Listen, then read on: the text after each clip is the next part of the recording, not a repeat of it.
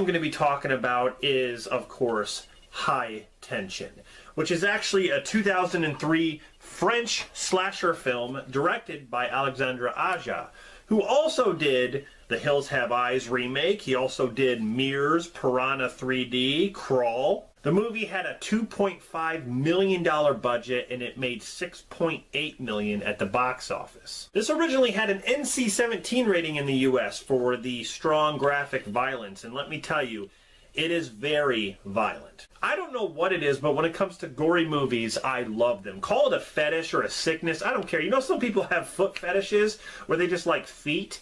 I mean, that's just weird. I like gory movies. I like to see someone getting cut in half with a chainsaw, or someone getting beheaded, or someone's guts and entrails hanging out. I like that stuff.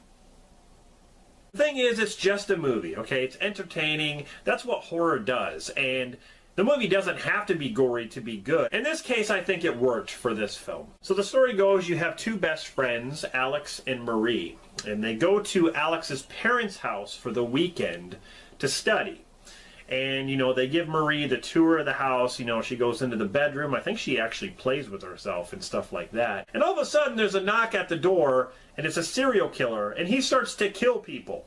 Okay, he starts to make his way into the house, killing the parents, and you have Marie, who's sitting there hiding, you know, behind stuff, under stuff, and this killer is just walking around with these overalls and this hat and this knife. The killer in this movie just takes his time. He doesn't even give a flying fuck. He's walking around really slow, like a snail, and, you know, with this knife, and, you know, just walking around, just taking his time, and, you know, why does he even care? I mean, he's in his truck, giving himself head with a head, if that makes any sense. He's got this head, and he starts doing this, and then he throws the head out the truck. It's just kind of like a cat and mouse game through the whole film, and at the end you have this huge twist that I did not see coming. Honestly, it blew me away, and I kind of thought about it. I'm like, well, wait a minute now, how does this actually work? The thing is, the twist is very important, especially for everything that happens in the movie. It really does. I think the realistic gore effects really, really helped.